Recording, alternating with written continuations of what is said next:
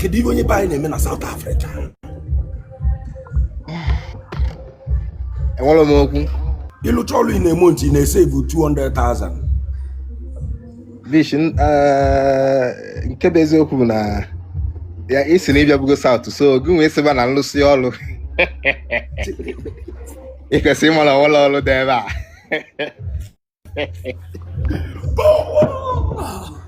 mana true sha onye ọbụla nọ South mara ihe ọ na-eme. Ị na-eme ntị ya na-afụcha, onwe ndị na-afụ 4, onwe ndị na-afụ 3, onwe ndị na-afụ 2, onwe ndị na-afụ 5, onwe ndị na-afụ 10 self in a week, depending. Onwe ndị na-abịa in a month. Gịnị bụ 500,000? Ego ne ka a na-akwụ ụgwọ, ego ne ka m na-akwụ ebe m bi. My brother, you agent? Mbakwa. You know promote to South Africa? Never. Ma onye ilo m ma ala udo onye ilo m ka ọ bịa sị. Yela. My brother, etu anyị nọ life now na eke kwụọ aka ka ebi eme ihe si na window mapụ. Emeela ka ụzọ na. Ihe emeela ka ụzọ. Pure. It is serious. Ihe emepela ka ụzọ. A ga-emeela ka ụzọ na. Ọ bata kwuo ihe ọchọ. Ọbụna nke aka na-abụ ya awọ mmadụ ofu aka ejebe.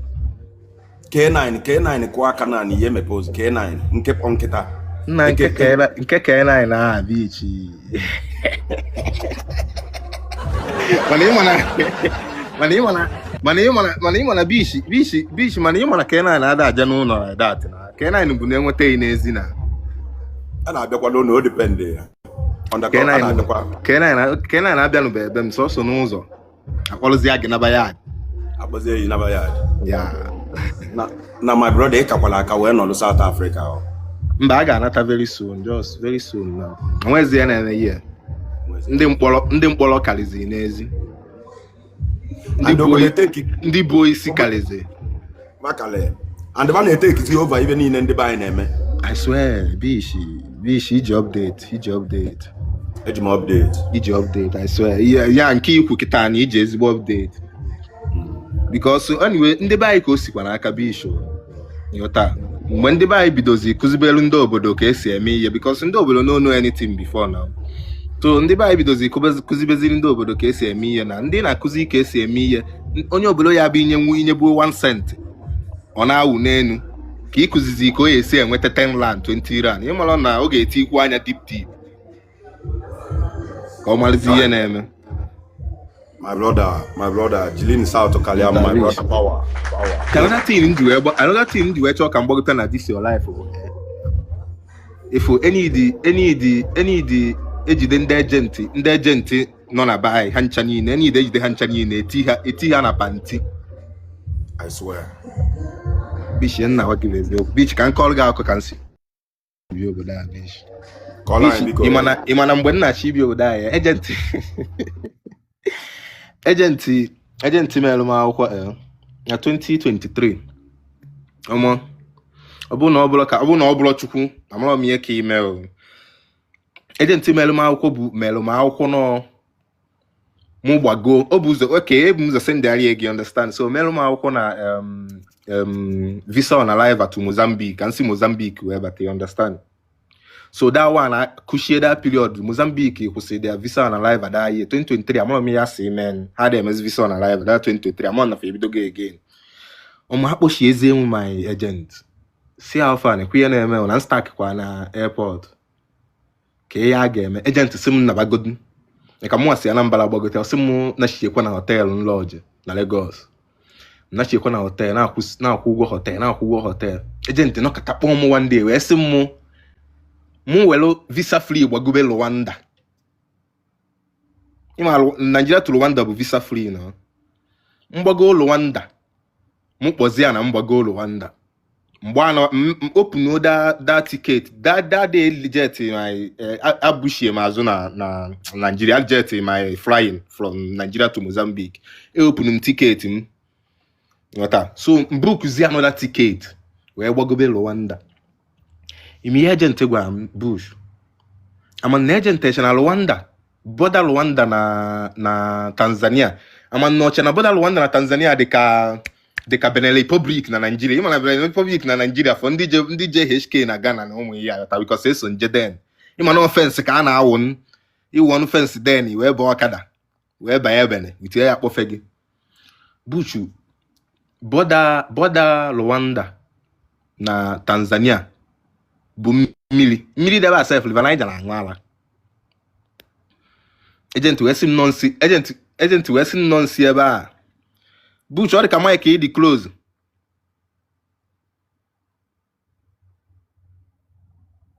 Ọ dị close ama m ihe mmemme mana ama Ariat anaghịzi m eti mkpu na-aga n'ihu maka noise dị ebe m nọ.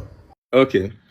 Agent wee sị m nọ mụ si da border cross Tanzania. Cross Tanzania na mma cross 3 border before mba South Africa. Buch na nenu m na-agabe the first travel m mego n'ụwa. Ọmọ agent sị m na m ga-cross border to border before nte South Africa. Ọ bụkwa na onye ọkpọnye m onye nye ego onye nye almost ihe nye agent ruchakwa ebe 2 million something o. Gwazi m na m ejizi aka m cross border to border before nlo South Africa. Ọ bụkwa na ọ sị m oke na nlu ebe a na onye ọ ga-akọntaktị ga-akpọrọ m. Ọmọ bish mana ihe aka nnọgido na Benin Republic. Ihe nọ Benin Republic 1 week. Try anything possible. Achọkwa m ime the move o. Onye ka njesi n'Chukwu bi ezo m. Try anything possible ka ngafee the border. But ọ dịlọ possible.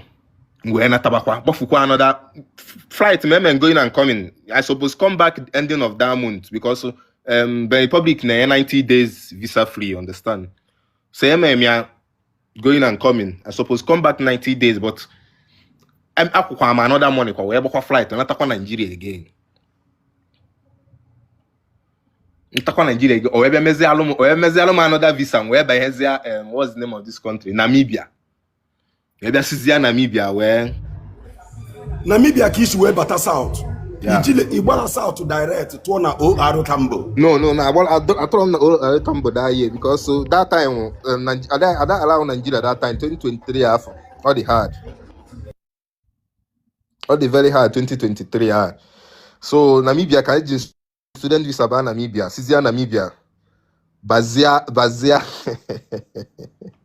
Sizia Namibia well contact on you because the agent is the key from letter can know when come on the agent, more the agent. I never see him face to face, understand?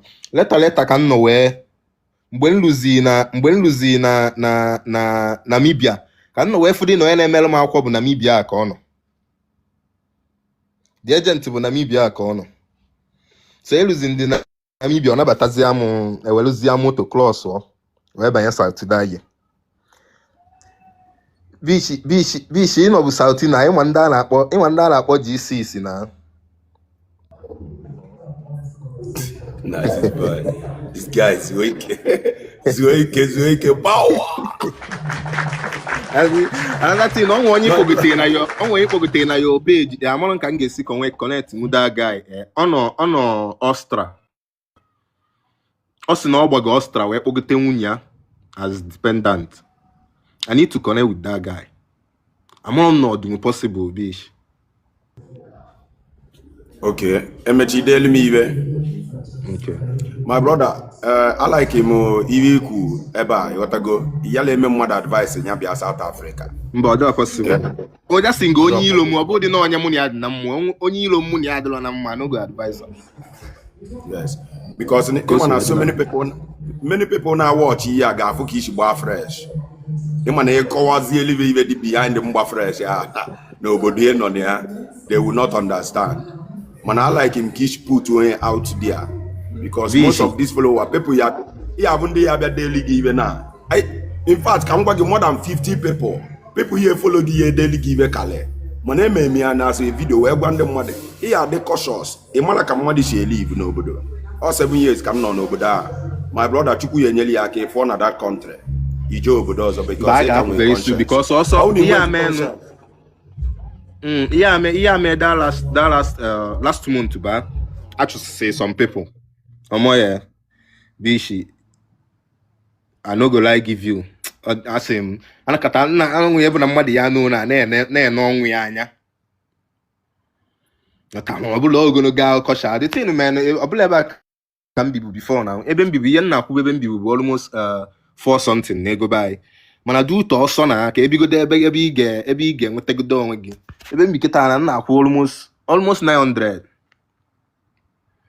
times 2 movement wise ka ndị be anyị si agalizi na Durban wee ebe isi ndị Zulu nọ movement wise ngaligodo gị bụ nọmba 1 jee magodo ihe megodo akwụkwọ gị nọmba 1 onye ọbụla na-edozigodo akwụkwọ ya kịta nọmba 1 and another thing o nwere nche ikwu ebe a bish ifu ndị Nigerian destin na-eme passport na Joburg